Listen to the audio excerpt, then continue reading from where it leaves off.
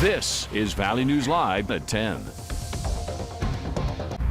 An armed and dangerous man is still on the loose after robbing a gas station in Fargo. Valley News team Stacy Van Dyke joins us live in the newsroom with the very latest on the search for this man. Stacy?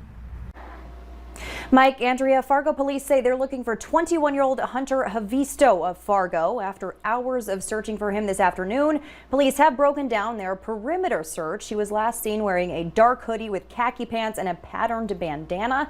Police say he robbed the M&H gas station on Main Avenue around 4 this afternoon. Someone living in the area of 25th Street South told one of our reporters while she was out planting flowers, she saw a kid on a bike race down an alley, ditch the bike, then take off running. The woman also said she saw police had their guns drawn and canine units out. People were asked to avoid the area while police set up a perimeter originally near Main Avenue and 25th Street South, then expanded to 13th and 15th Avenue South between South University Drive and 20th Street South. Authorities say Havisto should be considered armed and dangerous. Now, just minutes ago, we got a report of a police presence again in the area of Main Avenue. Our crew on the scene says they're blocking off about 5 blocks behind that M&H gas station. We'll continue to update you with any information. Mike? Thanks, Stacy. And if you see Havisto or have any information on the robbery, certainly call police. Emotions ran high today as the community deals with the senseless death of 14-year-old Jupiter Paulson, murdered last Friday morning while skateboarding. While her family and the community grieve her death, a part of her will live on. People gathered outside Sanford Hospital today as her family raised the organ donation flag. Her mother spoke on what it means to her to see her daughter continue to help others. It means the world to me that part of her is going to be out in the world saving lives, and to be able to share that with somebody, to be able to help somebody, she would have loved that, she would have wanted that, and so her wishes are also my wishes. A walk of honor is being planned for Jupiter at Sanford Hospital, as well as a public memorial service. Nearly 1,000 people have donated to the family's GoFundMe page. There's some encouraging news tonight regarding crime in North Dakota for 2020, along with one disturbing trend. Homicides have increased. The long-term rate of some of the most serious offenses has ticked up slightly in some categories, down somewhat in others, but the trend seems to be, as you can see, that the rate of offenses in North Dakota may be reaching a plateau. North Dakota's crime rate as a whole is up slightly from 2019. Drug and DUI arrests both dropped, but aggravated assaults increased by 10%. There were also 32 murders in the past year, the highest recorded number in North Dakota's history. The Attorney General says the pandemic may have affected certain crime rates when examined month by month, but he doesn't believe it had anything to do with the increase in murders.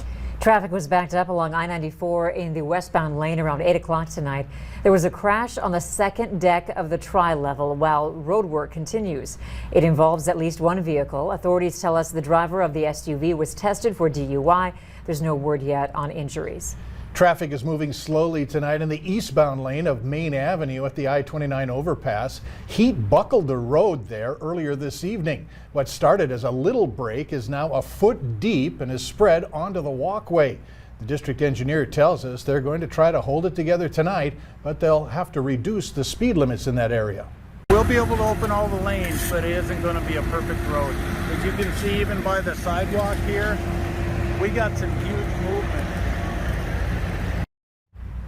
Walton says in more than his 2 decades on the job, this is the worst road buckling he's ever seen.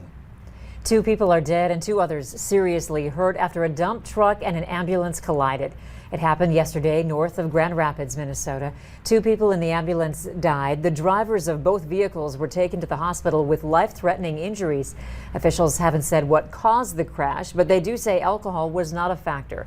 It happened at the same intersection that claimed the life of a Minnesota DNR officer 2 weeks ago. A body that was found today in the Mississippi River in St. Paul is that of the missing 12-year-old boy that crews have been searching for since Monday night. Authorities say he was swept up in the river's current at Hidden Falls Regional Park. The boy's family says that he was playing with his father and sister that day when he started struggling against the current. 3 people have filed a lawsuit alleging Minnesota's minimum age of 21 to carry a gun is unconstitutional. They argue that it's discriminatory since anyone at least 18 years old is considered an adult for most purposes. 3 gun groups have now joined the lawsuit. Nearly 200 people have been arrested since protesters converged on a pump station in northern Minnesota on Monday. Some chained themselves to construction equipment. Others held signs to protest the construction of the oil pipeline that carries oil from Alberta to Wisconsin. The group included actress Jane Fonda. We did have a crew of workers who were there performing their job duties that morning. All 44 of those workers had to be evacuated from the site. You know, not only just the damage done to the site, that's one thing, but the workers who were scared and had to evacuate is a completely other thing. You know, so definitely if people want to protest peacefully, absolutely. But this just takes it a step too far. The company says sections of the pipeline are deteriorating and work to replace them is expected to be completed this year. No more Keystone Pipeline project. TC Energy Corp announced today that it has terminated the effort. President Biden revoked a key permit when he took office in January. The Keystone project has been a political landmine over the past few years. Supporters said it would benefit the U.S.'s energy capabilities, while critics said it posed a threat to the environment. North Dakota lawmakers are expected to be back in Bismarck this fall to redraw legislative districts, and it might not be the only special session this calendar year. Reporter Jacob Noterin has more on how much it might cost and how long it could last, and what they hope to accomplish. Imagine trying to organize a party for 141 people, but rather than it being a house party, it's in the House of Representatives. Every time we do the census, the Constitution calls for the district lines to be redrawn to ensure that the same number of people are living within those districts. But redrawing those lines may take more time than we expected, and that means we might have a special session on the horizon. To pass the new district lines, lawmakers need to draw them and handle them like any other bill during session. But that can't happen whenever they want. The legislature needs to schedule it so lawmakers can vote. We have 141 legislators that have lives to live between now and the end of the year. And they are wondering what kind of bookends are we looking at regarding a special or reconvened session. Each session is given a cap of 80 days to complete the work, but last session ended 4 days early, and they can be used whenever necessary until the next session in 2 years. They can use them to draw and pass the new district lines, but leadership members don't want that. I don't know why we even had that discussion. My opinion would be we want to save those 4 days for an emergency of some sort.